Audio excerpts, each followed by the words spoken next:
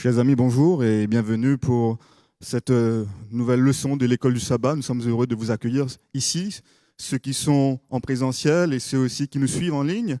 Ce matin, nous allons continuer toujours dans cette découverte de la leçon qui concerne l'Alliance. Mais ce matin, nous avons aussi le privilège d'avoir avec nous le professeur Richard Lehmann. Bienvenue, professeur. Merci, bonjour. Alors, pour ceux qui ne connaissent pas, Richard Lehmann est un professeur émérite de la faculté adventiste du Collonges sous Salève, dont il a été aussi le doyen. Il a aussi été le directeur du campus et a aussi servi comme président de l'Union franco-belge. Alors c'est un pasteur, un théologien, un historien et un spécialiste de l'Apocalypse. Ce matin, nous sommes vraiment heureux de vous avoir avec nous. Et aussi, je vous invite aussi, ceux qui sont en présentiel, vous voyez un micro là à disposition. Si vous avez des questions pendant la leçon, vous pouvez venir et adresser vos questions au professeur qui sera là pour répondre. Sinon, pour continuer, je vous invite à courber la tête, on va prier ensemble. Dieu notre Père, Dieu trois fois saint, nous te remercions ce matin pour le privilège que tu nous donnes de pouvoir être ici. Nous te remercions aussi, Seigneur Jésus, pour ta parole qui est là, qui nous invite à venir à ta rencontre, qui nous invite à approfondir notre foi en toi. Que ton esprit puisse nous assister, qu'il puisse nous guider et qu'il puisse nous amener dans une plus grande compréhension et aussi de toi, mais aussi une plus grande pratique de ce que tu veux nous enseigner. Nous te prions au nom de Jésus-Christ. Amen. Alors, professeur, vous savez, pour les hindous, pour ceux qui sont en Inde et aussi pour les Africains, avoir une postérité, c'est quelque chose de très important, essentiel même. Et on voit aussi la même chose dans la Bible. Dès Genèse 3,15, la promesse est faite à Adam et Ève qu'une solution va venir à travers la postérité. Ensuite, nous avons vu dans nos leçons passées, à Abraham, à 3 reprises, cela est répété. Alors, quelle est donc la théologie ou la signification de la postérité? Alors, la postérité, c'est l'espérance. Oui. C'est ce qui permet la continuation de la vie. Mais le cas je distinguerai le cas d'Adam et Ève et le cas d'Abraham. D'accord. La promesse qui est faite, elle n'est pas faite à Adam et Ève. Elle est faite au serpent. Elle fait entendre que la postérité de la femme va lui écraser la tête.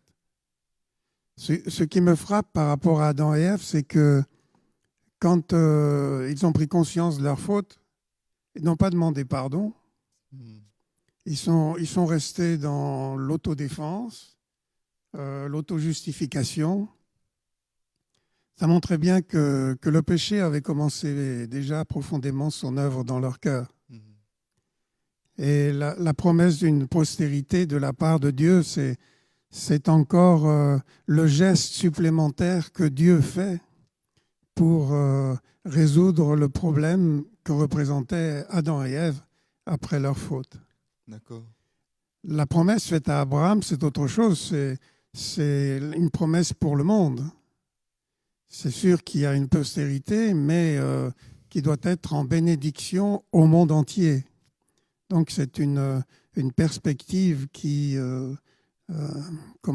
étend la victoire qui doit être obtenue sur le serpent au monde entier. D'accord, je vois. Alors, c'est-à-dire que ces deux promesses ne sont pas nécessairement connectées entre elles directement? C'est-à-dire si, mais c'est la forme que prend la promesse. D'accord. Au fur et à mesure de l'histoire, la promesse prend une nouvelle réalité. Preuve en est que finalement, on en vient à Jésus-Christ comme réalisation de la promesse. D'accord. Et puis, la promesse pleine et entière finale. Donc, c'est une promesse qui s'inscrit dans le temps et qui se modifie en fonction des circonstances. D'accord, je vois. Mais pourquoi alors cette postérité unique, cette postérité qui va sortir d'Abraham? Alors, Abraham avait déjà 75 ans lorsqu'il a quitté sa patrie. avec déjà la promesse en poche, on va dire, Dieu aurait pu faire que la promesse se réalise tout de suite. Mais pourquoi attendre que il soit arrivé au moment où ni lui ni Sarah ne pouvaient vraiment faire quoi que ce soit pour réaliser cette promesse humainement, pour à ce moment-là amener la réalisation de ce qu'il avait promis? Oui, alors c'est vrai que c'est une question que je ne me suis jamais posée. Me demander ce que Dieu avait derrière la tête, c'est déjà difficile de comprendre ce qu'il nous exprime, de comprendre encore ce qu'il avait derrière la tête. C'est plus difficile, mais en examinant la vie d'Abraham, je me rends compte que comment dirais-je, on en fait un saint, un héros qui n'était pas tout à fait. Déjà, quand Dieu l'a appelé à Ur en Chaldée et lui a promis une postérité, il a pris la précaution de prendre Lot avec lui au cas où ça ne se réaliserait pas. Et puis, quand il a perdu Lot, eh bien, il a trouvé un autre moyen. Eh bien, c'est son serviteur Eliezer. Il s'est arrangé pour avoir une solution, toujours une solution de rechange. Puis après, eh bien, quand sa femme lui a proposé une autre solution, ce sera la solution. Donc, il croit aux choses de Dieu, mais il garde toujours, en français, on dirait une poire pour la soif. Hein. J'y crois, mais on ne sait jamais. Donc, sa foi a besoin de grandir. Et puis, finalement, il considère que c'est Ismaël qui est son héritier. C'est le premier-né. C'est normal que ce soit le premier-né qui soit l'héritier. Et voilà que maintenant, l'héritier est parti. Ce qui est intéressant aussi, on l'a vu la semaine dernière à l'école du sabbat, c'est que quand Dieu lui dit qu'il fait alliance avec lui par la circoncision et qu'il doit circoncire à partir du 8e jour, bien, il se dépêche de circoncire Ismaël. Ce n'était pas du 8e jour. Donc, ça montre déjà que on va déjà garder Ismaël. Et puis ensuite, Ismaël est parti, il lui reste Isaac. Et alors là, Dieu lui demande d'offrir Isaac. Donc il arrive à un point où il n'a plus de solution de rechange. C'est là, me semble-t-il, que sa foi parvient à sa maturité. Et c'est là que se réalise vraiment le nœud de l'alliance. D'accord. C'est à ce moment qu'Abraham comprend l'alliance, on va dire? Oui. Si Dieu lui avait donné un enfant dès le début, il en serait resté à sa foi enfantine. On n'en parlerait plus d'Abraham. Mais maintenant, Abraham, d'un côté, c'est un homme comme nous. Oui. Il a progressé dans la foi et finalement, c'est un modèle dans la mesure où il a fait chaque fois un pas de plus. Il a progressé jusqu'à ce qu'il parvienne au sommet de la foi. D'accord. Alors, ce que je comprends bien, c'est qu'il y a eu quand même un cheminement de la foi vers l'alliance. Ouais. Alors, pour nous, qui sommes aussi concernés par cette alliance, est-ce que ce cheminement de foi nous concerne aussi? Comment cela peut se conjuguer, peut se traduire, être traduit aujourd'hui?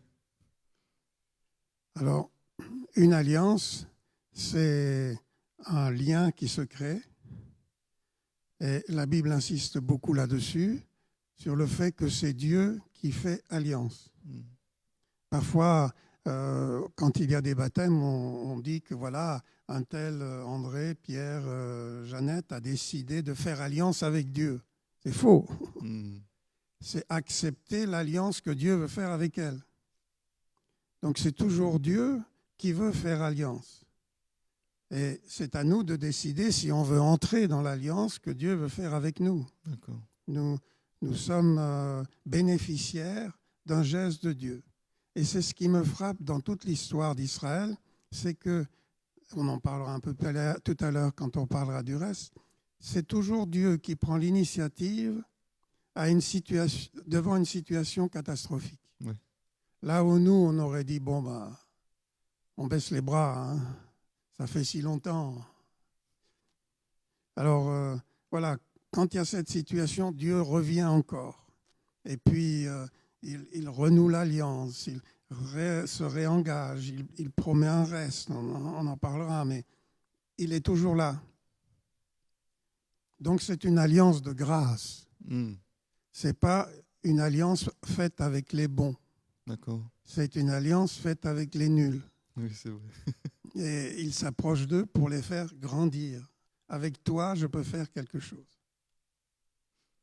Merci beaucoup pour cela, pour cette idée d'alliance, de grâce, d'engagement en fait que Dieu veut faire avec nous. Et c'est intéressant de comprendre que c'est toujours ce Dieu qui vient à notre rencontre, toujours ce Dieu qui nous recherche, qui nous appelle, alors que le monde dit mais pourquoi est-ce que Dieu est silencieux? Alors qu'en vérité on comprend que non, Dieu est en train de parler à chaque fois. Et on le voit à travers Abraham. Alors, Dieu promet à Abraham cette grande postérité, cette postérité qui va ressembler à la poussière, aux étoiles du ciel. Pourtant, en Deutéronome chapitre 7, les versets 6 et 7, on va le lire ensemble. Deutéronome chapitre 7, versets 6 et 7.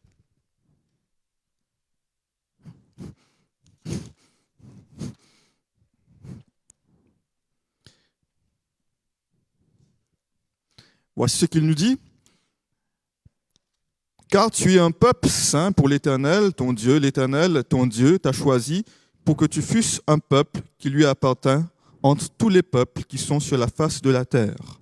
Ce n'est point parce que vous surpassez en nombre tous les peuples que l'Éternel s'est attaché à vous et qu'il vous a choisi, car vous êtes le moindre de tous les peuples.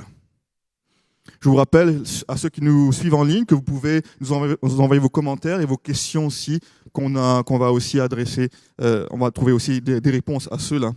Alors, ce texte, professeur Richard, nous dit que finalement, Abraham est devenu un peuple d'Isaac, il est devenu un peuple, mais seulement il n'est pas le plus grand peuple. Et pourtant, Dieu nous dit que c'est en raison de sa petitesse, on va dire, qu'il choisit ce peuple. Alors, pourquoi ce critère de petitesse? Pourquoi Dieu choisit un tel critère? Pourquoi pas une grande nation puissante comme les Égyptiens ou ensuite les Assyriens? Il me semble que, de toute évidence, les grands n'ont pas besoin d'aide, n'ont pas besoin de Dieu, n'ont besoin de rien. J'ai été frappé dans mon parcours missionnaire en Afrique, et récemment encore à Madagascar, que ceux qui sont sans secours, qui vivent dans d'autres conditions que nous, aujourd'hui, avec le Covid, on se dit on va à l'hôpital, il faut des respiratoires, il faut des médecins, etc. Quand vous vivez dans un lieu où il n'y a rien de tout cela, que l'hôpital n'a même pas les médicaments pour vous aider, il n'a aucun appareil, qu'il n'y a pas de vaccin, là, vous éprouvez le besoin d'avoir un secours, le secours de Dieu. Mais dans nos sociétés qui ont tout ce qu'elles veulent, Dieu, bon, on s'en passe. Donc, c'est tout naturellement que le plus faible, celui qui éprouve le plus son besoin, sa nécessité, qui connaît un vide, qui a besoin de le remplir. Mais celui qui est plein, particulièrement plein de lui-même, n'a pas besoin de Dieu. Je comprends. Oui, c'est une belle image, c'est vrai. Et Israël était un peuple pareil. Israël a fait l'expérience de l'esclavage. Il avait besoin d'être délivré. Et d'ailleurs, tout le vocabulaire du salut est en rapport avec la sortie d'Égypte. Rédemption, libération, affranchissement. Tous ces termes sont fondés sur l'expérience d'Israël. Et je remarque avec attention que le commandement du sabbat dans le Deutéronome, c'est « tu te souviendras que tu as été esclave en Égypte ». Donc que tu es un immigré, que tu es un esclave. Et quand on parlera de la terre, c'est la même chose. On verra que Israël doit s'installer dans une terre qui n'est pas la sienne. Il est un étranger par nature. Et l'Épître aux Hébreux le redira, étranger sur la terre. Et c'est dans cette fonction de petitesse, d'étranger, de besoin que Dieu va choisir ce peuple. Mais par rapport au salut, est-ce que ce choix garantit nécessairement le salut à Israël? Et si oui, ben qu'en est-il des autres peuples qui ont été choisis, mais choisis pour ne pas faire partie directement de ce peuple de la promesse, si on comprend ainsi?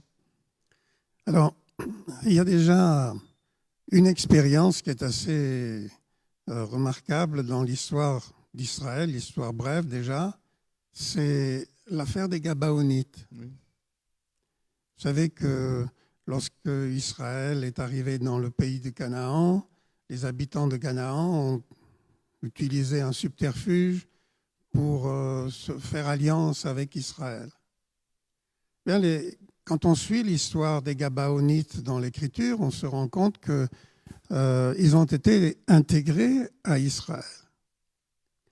Parfois, quand on parle du judaïsme, des Juifs ou d'Israël, on arrive à parler d'ethnie, de race. Mais l'on oublie qu'il y a des Juifs africains, il y a des Juifs de toutes les nations qui appartiennent à tous les peuples. Ce n'est pas une ethnie particulière. Et vous me direz, est-ce que c'était comme ça déjà à l'époque? Oui, bien sûr. Tous ceux qui se faisaient circoncire et qui acceptaient d'entrer dans le peuple d'Israël étaient accueillis comme membres du peuple d'Israël. Donc, au départ, on voit bien que le peuple d'Israël a pour objet de rayonner dans le monde entier afin d'attirer le monde vers lui. Et c'est ce qui va changer avec la venue de Jésus, c'est que plus le monde qui vient vers Israël, c'est Israël qui doit aller vers le monde. D'accord. Alors, je comprends bien, c'est qu'au début, Israël n'était pas vraiment ce peuple qui était sien pour lui-même, mais qui existait par rapport à Dieu. Et c'est ainsi que, en existant par rapport à Dieu, qu'il devait appeler les autres, pas faire partie de la nation d'Israël, mais du peuple de Dieu, c'est ça. Yeah. Et ainsi, les autres aussi allaient avoir accès au salut. Très bien. Le danger d'Israël, c'est un petit peu un petit proverbe qui court en Suisse. Hein. Il n'y en a point comme nous. Oui. Alors, le danger d'Israël, c'était toujours de se croire le peuple élu, donc le meilleur. Et toute son histoire montre bien que ce n'était pas le cas. Alors, il y aurait peut-être parfois un danger chez nous aussi de nous croire les meilleurs. Ah oui. Si on considère aussi notre histoire. C'est vrai. C'est vrai. Et puis surtout que lorsqu'on regarde l'histoire d'Israël, comme vous avez fait remarquer au début, si vraiment Israël était ce peuple qui au début devait avoir besoin de Dieu, mais après, dans son histoire, c'est un peuple qui s'est toujours éloigné de Dieu. Et malgré cela, c'est Dieu qui va toujours à la rencontre, qui appelle toujours, interpelle toujours. C'est ça. Tout à fait. Moi, on se focalise sur Israël. Moi, je préfère me focaliser sur Dieu. Et je découvre que c'est un Dieu qui ne cesse jamais de vouloir accomplir le salut de ses enfants et le salut du monde. Et quand tout est perdu, quand il n'y a plus d'espoir, quand tout est fini, il est encore là. Ouais. Et je pense en particulier au discours de Pierre à la Pentecôte, quand il dit au peuple, voilà, le Messie, celui que vous attendiez, votre sauveur, eh bien, vous l'avez tué. Il n'y a plus d'espoir. Et alors, les Israélites qui sont là disent, mais mon frère, que ferons-nous? Bon, ils sont toujours dans le faire. Qu'est-ce qu'il faut faire pour être sauvé? Et Pierre leur dit, ben, Dieu vous offre son pardon. Acceptez-le. Ouais. Entrez dans l'alliance avec lui. Dans l'alliance. Ouais, c'est extraordinaire. Et cette alliance est toujours, comme on avait dit, liée à une promesse d'avoir une terre, un héritage. Pourquoi cela? Pourquoi cette terre? Pourquoi promettre au peuple d'avoir une terre. Alors, c'est assez intéressant que quand la promesse est faite à Abraham, il lui dit qu'il vivra sous la tente. Oui. Et vivre sous la tente dans un pays, c'est être un nomade. Exactement. Alors avoir une terre pour être nomade, c'est un peu contradictoire. Le nomade, c'est celui qui circule partout. Ce qui est remarquable aussi, c'est que dans l'Épître aux Hébreux, quand il est question de l'entrée dans le pays de Canaan, Dieu dit que puisqu'ils ont été désobéissants, ils n'entreront pas dans mon repos. Le pays, c'est le pays du repos. C'est assimilé à l'endroit où on est sécurisé, on est chez soi, on est en paix. Et à vouloir s'attarder sur une terre et à se concentrer sur le territoire proprement dit, eh bien, le discours d'Étienne montre que c'est une fausse piste. Si on fait attention à ce qui a valu la mort d'Étienne, eh bien, il raconte que Dieu se manifeste à Charan, à Abraham.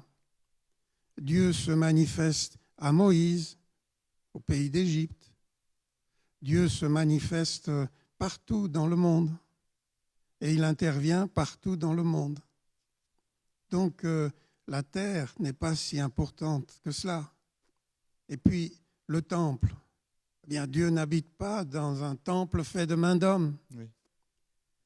Donc, l'interprétation tout à fait humaine que Israël a pu le faire en se disant nous sommes un peuple particulier, mais ce qui est intéressant, c'est Israël a raconté son histoire. On a son histoire, on lit son histoire. Mais son histoire ne cache rien de ses fautes, de ses égarements, de ses abandons. Mais il y a toujours une notion du prophète. Voilà, le Seigneur va vous délivrer, le Seigneur va intervenir, le Seigneur agit, il va préserver un reste. C'est vrai, c'est vrai. C'est-à-dire que, alors, au final, parce que même Abraham, comme vous avez dit, n'a pas eu accès, ni même ses descendants n'ont pas eu accès à cette terre, et Hébreu va dire qu'ils ont regardé cette terre de loin. Ils n'ont pas vraiment pu la voir. Et nous qui nous identifions un peu à Israël spirituel, qui aussi attendons une terre, qu'en est-il du message nous concernant à ce moment-là? Alors nous attendons la nouvelle terre, une restauration du paradis. Ce qui est surprenant, c'est que ce paradis, dans l'Apocalypse, c'est une ville. Alors, est-ce que la nouvelle terre, ce sera la campagne ou la ville? Est-ce que ce sera la restauration d'un jardin? Alors, c'est vrai que, de manière imagée, l'Apocalypse met le jardin dans la ville. Oui. Mais c'est difficile de concevoir ce que le Seigneur nous réserve. Simplement, la certitude que nous avons, c'est que ce sera vraiment un repos. Non pas au sens du repos de la mort immobile, mais c'est le repos d'une vie dans la communion avec Dieu qui règne et qui conduit notre vie. D'accord. Et ce repos, c'est-à-dire que si vous comprenez bien que ce repos, Abraham et ses descendants devaient le trouver partout où ils étaient alors. Ils pouvaient le trouver partout où ils étaient, dans la communion avec Dieu, parce que même sur la terre où ils se trouvaient, même aujourd'hui, ils n'ont pas le repos. Exactement. Merci beaucoup pour cela. Nous avons Jenny qui nous adresse une question. Je pense qu'on a un peu touché cette question. Pourquoi le moindre de tous les peuples, alors que Dieu dit à Abraham que sa postérité sera comme les étoiles du ciel? Voilà. Eh bien, parce que j'aime bien cette question, parce que la quantité ne fait pas nécessairement la quantité. La qualité, je veux dire. Une postérité comme les étoiles du ciel, le moindre, ce n'est pas nécessairement le plus petit en quantité, C'est le moindre, celui qui n'a pas de pyramide, il n'a pas de tour de Babel, il n'a pas de royaume. C'est un peuple d'esclaves. Oui. Alors, Dieu lui promet une postérité qui va dépasser les limites de ce qu'il représente. Comme les étoiles du ciel, c'est sans nombre. Et ça, si vous voulez en avoir une idée, vous lisez Apocalypse chapitre 7 et vous voyez là une foule que l'on ne pouvait compter, revêtue de robes blanches, qui chante les louanges de l'agneau. Donc c'est une prospérité une postérité. Là, je vois sa prospérité, mais c'est sa postérité qui sera comme les étoiles du ciel. Effectivement. Et en ce qui concerne les enfants spirituels, eh bien, c'est la même chose pour nous. Il y a certainement des gens que nous rencontrerons au ciel qui pourront nous dire je t'ai croisé sur mon chemin, mais je ne savais pas qu'on se retrouverait ici. Ouais. Ce sera une belle histoire en tout cas. Ouais. Certainement. Et on a déjà parlé de cela un petit peu. Cependant, lorsque Dieu rencontre Moïse pour la première fois, il vient parler à Moïse, il lui dit « Toutes les familles de la terre seront bénies en ton nom ». Alors, quelle était cette bénédiction en ton nom? Est-ce que cela faisait-il référence ils auront le salut parce qu'ils vont devenir descendants d'Abraham? Alors, le nom joue un rôle très important dans l'Ancien Testament et même dans le Nouveau. Jésus hérite d'un nom. Le nom auquel on fait référence, même le nom que nous portons les uns les autres, se réfère à une identité. Les noms bibliques sont souvent des noms théophores, des noms qui portent le nom de Dieu. Alors, le nom qui est la référence, c'est le nom que l'on invoque, c'est le nom auquel on a recours. Abraham, c'est l'homme qui a fait confiance à Dieu. C'est l'homme qui regarde à Dieu. Donc, c'est l'homme qui a recours à Dieu. Nous, on nous a appelés chrétiens, en se moquant un peu de nous, ceux qui adorent le Christ, voilà, les chrétiens. Alors, le nom que nous portons, c'est le nom de chrétien, c'est-à-dire de celui que nous invoquons, celui vers qui nous nous tournons. De même, le nom d'Abraham, c'est le nom de celui vers qui il se tourne. D'accord. En d'autres mots, lorsqu'ils disent que toutes les familles de la terre seront bénies en ton nom, c'est parce que toi, tu vas adorer Dieu. Eux aussi, ils vont aussi faire la même chose et ils vont aussi recevoir cette bénédiction. Être dans le chemin d'Abraham, c'est adorer l'unique Dieu Yahvé. D'accord. Nous avons parlé aussi de cet Israël historique avec qui Dieu renouvelle l'alliance à chaque fois. Parce que cet Israël, c'est un Israël qui est rempli d'apostasie, qui va et qui revient à chaque fois. Ensuite, il parle du reste. Alors, quelle est la compréhension biblique du reste de l'Ancien, Nouveau Testament? On voit ce mot, ce concept qui apparaît. Oui, alors, il y a différents concepts de reste dans l'Ancien Testament. Il y a, dans le livre de la Genèse en particulier, le reste qui échappe à une catastrophe. Noé échappe à une catastrophe. Les enfants d'Israël échappent à la famine. Il y a toute une suite. Il y a une catastrophe qui serait inéluctable, où tout devrait disparaître s'il ne subsistait pas un reste. Après, ça change un peu. À l'époque du prophète Élie, le reste, c'est le seul reste qui adore encore l'Éternel. C'est un reste que Dieu a préservé. Tout le monde s'est tourné pour adorer Baal. Et Élie, Seigneur, il ne reste que moi seul. Il dit non, j'en ai mis en part encore. Alors ça, c'est le reste spirituel, si vous voulez, celui qui reste fidèle à Dieu. Et puis ensuite, à l'époque d'Osée, du prophète Osée, c'est différent. Israël adore l'Éternel, pratique le culte de l'Éternel. Il célèbre le nom de l'Éternel. Et Osée vient lui dire que non, c'est pas ça. Dieu va vous châtier parce que les pauvres n'ont pas à manger, vous abusez des misérables, vous étranglez la veuve, vous exploitez l'orphelin. Alors, il ne s'agit pas simplement de louer le Seigneur et de dire des choses, il faut que ça s'intègre dans... Donc, il y a un égarement sur le plan social de la part d'Israël. Alors, Osée va dire, bien, Dieu va faire un reste. Enfin, un reste, ce sera un brandon qu'on arrache d'une maison en feu. D'accord. Ce sera un bout d'oreille qu'on arrache de la gueule d'un lion. D'accord. Avec le prophète Ésaïe, on reprend encore cette notion de reste. Ésaïe, il appelle un de ses fils Shear Yashub, ce qui veut dire qu'un reste subsistera. Mais on peut le comprendre de deux façons. Un reste seul subsistera. Alors ça, c'est une menace. Et puis un reste subsistera, c'est une promesse. Oui. Alors c'est chaque fois Dieu qui vient pour faire un reste.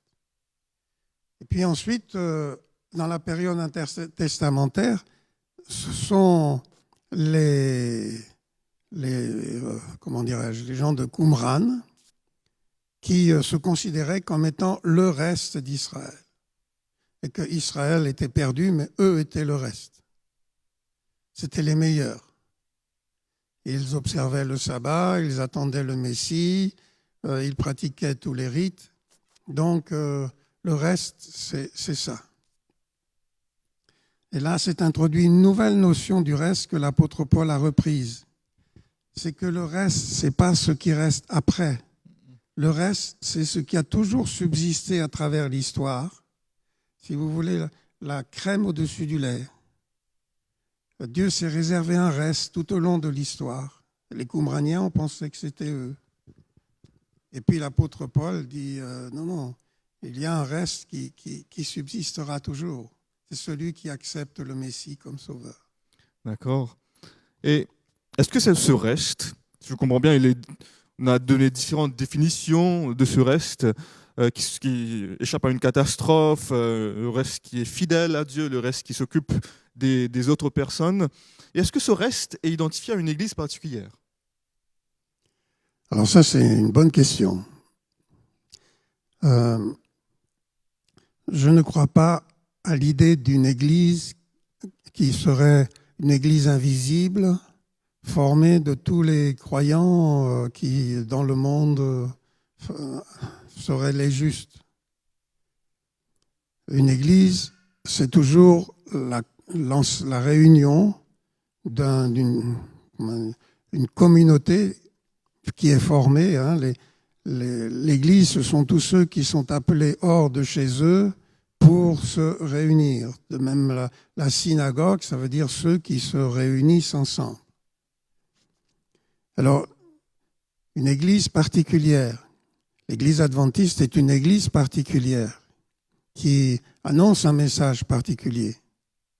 Mais elle est aussi formée d'hommes et de femmes particulières, avec, ce sont des éclopés.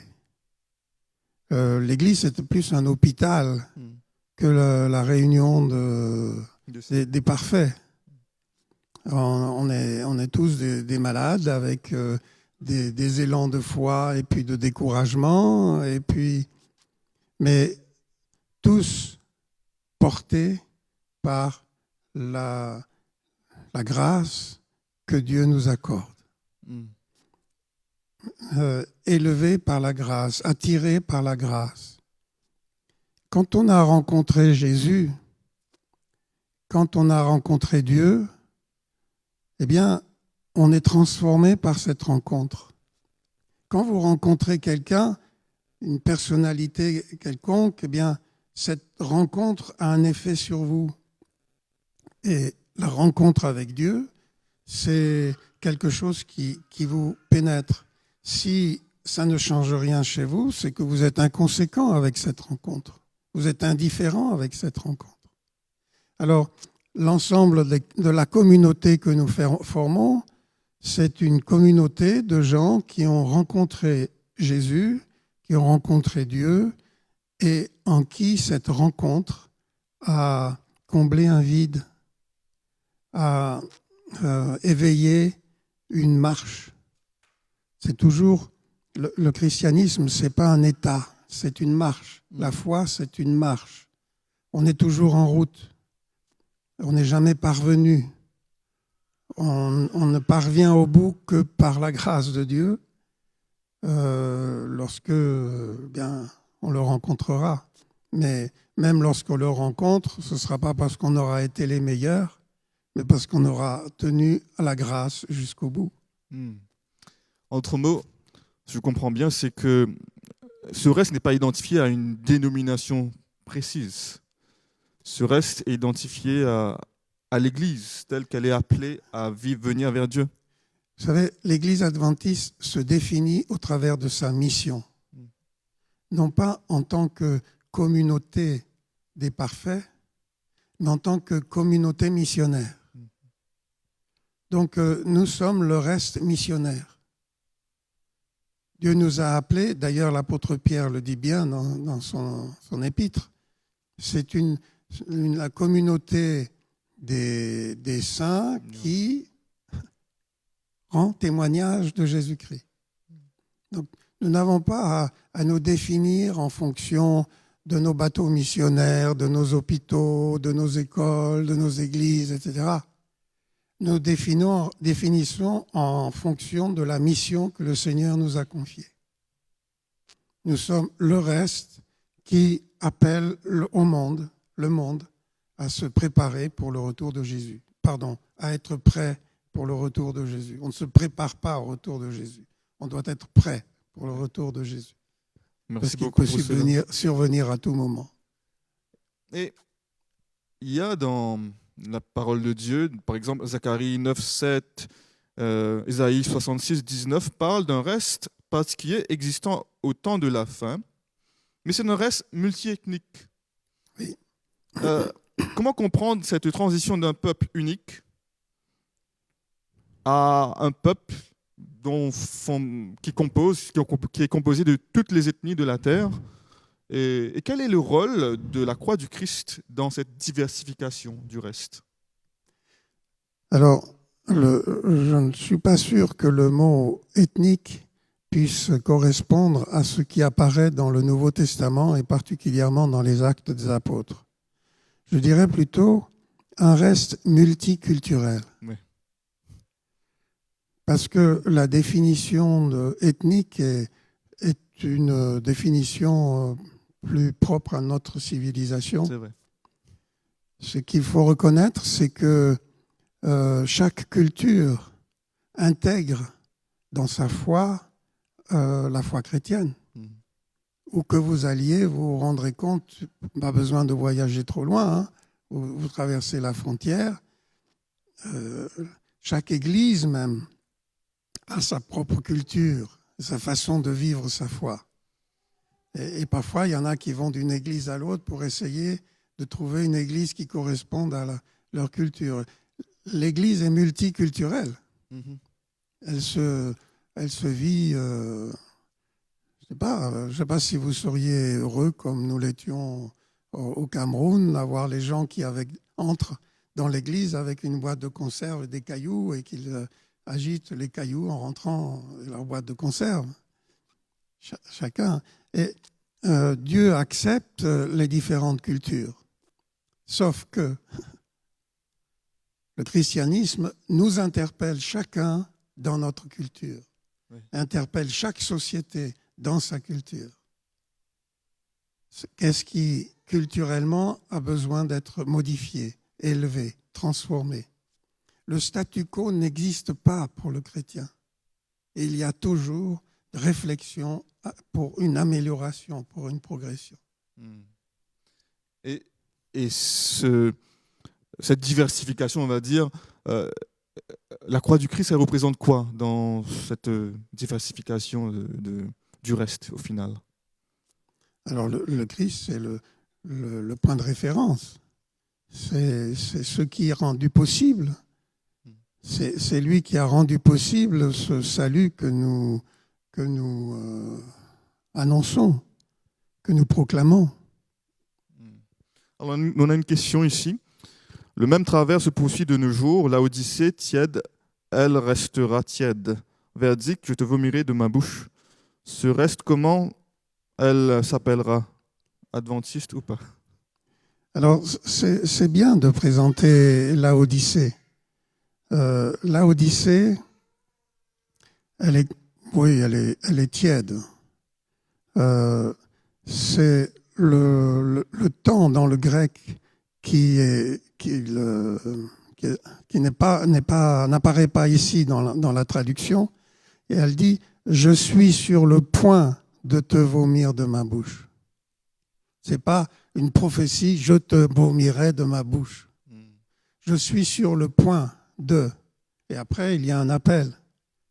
L'appel à ouvrir la porte, à entrer en communion. Et vous remarquerez que si on ouvre la porte, il ne s'agit pas d'accueillir Jésus avec une bonne table, c'est « je souperai avec lui ». Donc c'est lui qui amène le repas, et lui avec moi. Donc Jésus est là, toujours, dans cette perspective de créer le lien, même avec un reste qui est pauvre, misérable, aveugle et nu. Portons nos regards sur Jésus, portons nos regards sur Dieu. Avec lui, il n'y a jamais de désespoir. Il est toujours le même Dieu aimant. C'est, comme l'insiste Jésus, c'est notre Père. Et notre Père, eh bien, vous savez, dans les trois paraboles, la brebis perdue, les pièces perdues, l'enfant perdu, mais c'est la personne qui va à la recherche. C'est un Dieu qui aime, qui attend son Fils, qui espère en lui, qui va chercher la pièce perdue, qui va chercher la brebis. Donc nous, on se focalise pour juger celui-ci, juger celui-là, vous voyez, les tièdes, ce ne sera pas... Non, moi j'ai confiance en Dieu. C'est le Dieu d'amour qui est sans cesse à la recherche de sa brebis perdue. Si vous avez des enfants, vous verrez que même s'ils s'égarent, ce sera toujours vos enfants et vous les aimerez toujours et vous irez toujours auprès d'eux. Eh bien, Dieu qui est un Père parfait, lui, même si on est les plus démunis, si on est pauvre, misérable, aveugle et nu, c'est une raison supplémentaire pour lui de nous aimer. Parce qu'il aime les pauvres, les misérables, les aveugles et les nus. Pas tant les riches. Ouais.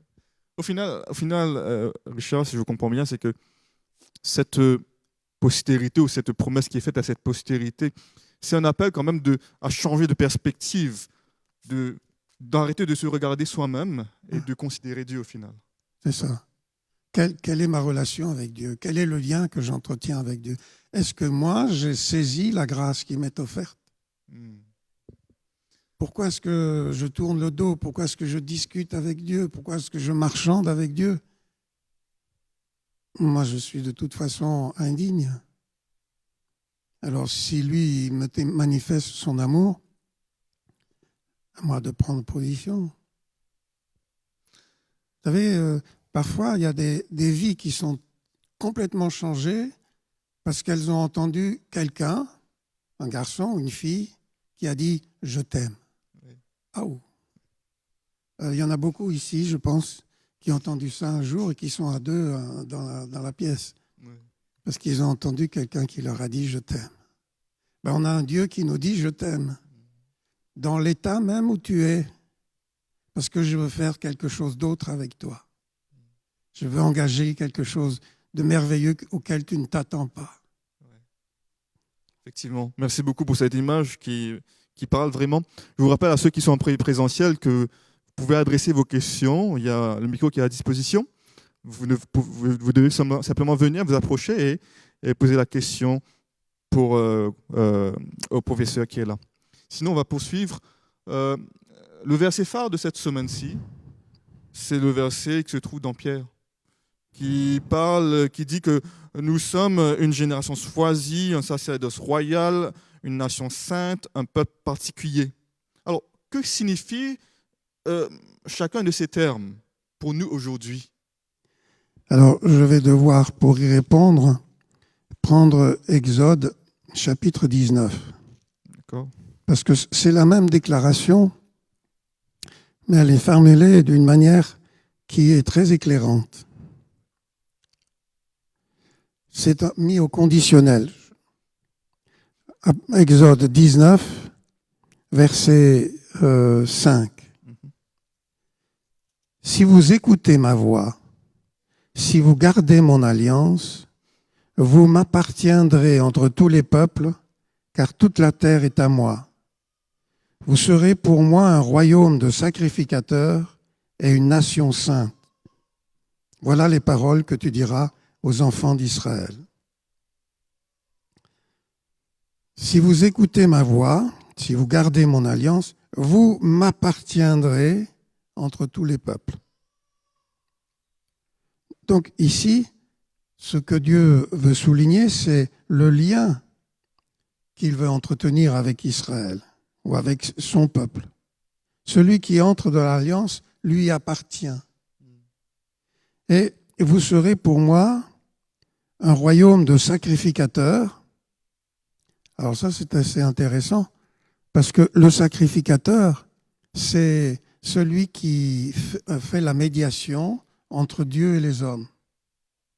Et puis, au chapitre suivant, Dieu donne sa loi. Alors, normalement, quand on donne la loi, on a besoin de législateurs pour appliquer la loi, ou de juges. Mais Dieu ne veut pas des juges, ne veut pas des législateurs, il veut des médiateurs. Il veut des médiateurs qui puissent intercéder en faveur des coupables. Alors ça, c'est intéressant. Dieu donne une loi, mais avant ça, il veut un peuple d'intercesseurs pour ceux qui transgressent la loi. C'est un Dieu de grâce. Alors une nation sainte, qu'est-ce que c'est qu'une nation sainte? Alors le mot qui est employé ici, le mot hébreu, Kodesh, il a le sens de appartenir à, être consacré. Un objet de culte qui est saint, c'est un objet de culte qui est consacré à un culte. Une personne sainte, c'est une personne qui est consacrée à toujours un culte, hein, à une divinité ou à un culte. Le sens de la sainteté, c'est la consécration. C'est pas être séparé dans une caverne ou dans un îlot. Le saint, c'est celui qui s'est engagé envers les autres, qui est engagé envers Dieu. Même dans notre société moderne, on a tendance à considérer comme ça des gens qui ont, bon, je sais pas, tel officier de police qui se donne sa vie pour libérer un otage. Hein, ça marche. C'est quelqu'un qui... Le saint, c'est celui qui est consacré à Dieu et au service des autres. Parce que Dieu, vous savez, Dieu, c'est un Dieu qui louche. Quand il vous regarde, il regarde votre voisin en même temps. Et à force de le regarder dans les yeux, vous ne pouvez pas faire autrement que vous demander qui est à côté. Hein, voilà. Un peuple saint, c'est un peuple qui est consacré à l'alliance, qui appartient à Dieu. Alors si nous voulons être considérés comme des saints, il nous faut être conséquents avec notre foi et nous engager dans la voie où le Seigneur nous a placés. Merci beaucoup pour ces définitions qui éclairent vraiment. Et finalement, mais qui est concerné par cette promesse? Vous, c'est qui vous? Alors, la promesse est toujours pour ceux qui veulent bien la recevoir. elle est pour tous. C'est le message qui transforme tout le Nouveau Testament, parce qu'il insiste. La société dans laquelle le message évangélique s'adresse est une société qui est enfermée dans le destin. Chacun est à la situation, la position où le destin l'a enfermé. Et voici que le message chrétien vient dire, écoutez, le Dieu de l'Évangile vous offre la liberté, vous affranchit. Vous n'êtes plus lié par votre condition, par votre passé, par votre histoire, par votre culture, par tout ce qui peut vous lier. Alors, c'est une révolution. Et on comprend qu'il y a eu des réactions à l'égard du christianisme à cause de cette révolution qui offre le salut à tout le monde. Donc, quiconque veut bien l'entendre. Je comprends la tristesse de Jésus quand il dit « J'ai joué de la flûte sur la place du marché et vous n'avez pas voulu danser. » C'est vrai. Hein, j'ai voulu faire, mais vous ne voulez pas. C'était les enfants qui se sont levés pour danser. Voilà. Et ce verset de Pierre a aussi un caractère missionnaire. Oui. Pour nous qui écoutons et qui lisons ce verset aujourd'hui, dans la pratique, comment est-ce qu'on peut vivre cela pour vraiment faire que les autres puissent sortir des ténèbres pour arriver à la lumière, à l'admirable lumière? Comment, dans la pratique, faire vivre cela?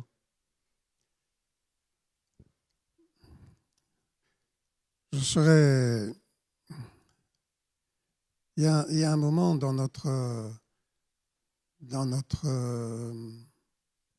évolution d'Église, nous avions mis un projet. C'est devenu mission globale, mais avant, c'était une technique de mission. On cherche toujours des techniques, des moyens, des méthodes pour atteindre le monde. On peut le faire, mais avec l'humilité de savoir que seul l'Esprit de Dieu peut agir dans les cœurs. Et la façon dont l'Esprit de Dieu a agi dans les cœurs à l'origine de l'Église, c'était d'être des témoins. C'est devenu martyr, puisque le mot grec veut dire martyr.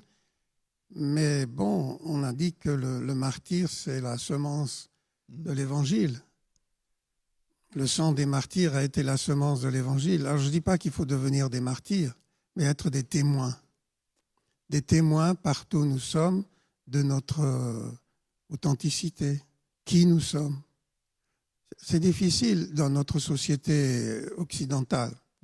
Il y a des sociétés, on peut parler de Dieu sans problème, on s'assied à côté de quelqu'un, puis on discute de Dieu. Si vous demandez aujourd'hui à quelqu'un s'il croit en Dieu, il vous dira de quoi vous vous occupez. Ça ne vous regarde pas. C'est tout à fait personnel. Mais qu'il sache au moins que vous croyez en Dieu. Soyez témoin de votre foi, de votre vie. Si quelqu'un a gagné le rouleau, ça se voit. Si quelqu'un a... Bon, quand une équipe a gagné, il n'y a pas besoin d'écouter la radio, ça s'entend dans la rue. Mais quand les chrétiens sont dans le monde, on ne sait pas qui sont chrétiens. C'est vrai. Alors il nous faut être témoins de ce que Dieu nous a donné, de ce que nous vivons avec lui. Partager notre foi, notre assurance, notre expérience. Commençons par le cercle familial et puis ensuite plus loin. En d'autres mots, il faut pouvoir réfléchir à la lumière qu'est Christ. C'est ça. Merci beaucoup pour ce partage, Richard.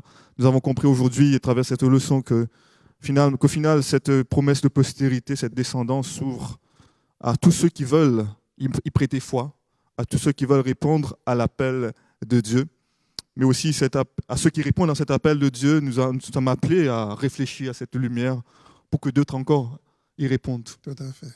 Est-ce que vous voudriez nous conduire dans la prière pour qu'on puisse vraiment nous engager avec Dieu et réfléchir aussi à cette lumière?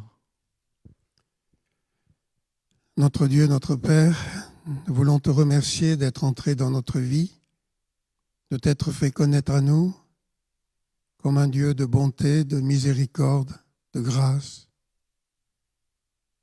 Nous te remercions de ce que, bien que nous ne soyons que pauvres, misérables, aveugles, souvent, plus souvent que nécessaire, nus, incapables de agir comme tu le voudrais, tu viens cependant vers nous à chaque instant. Tu nous entoures de tes bras. Tu veux nous donner un avenir, un horizon, une espérance. Tu veux aussi remplir nos cœurs de ta paix, de ta joie, de cette sérénité qui anime le chrétien en toutes circonstances. Et nous te remercions pour ta présence dans nos vies, dans nos cœurs.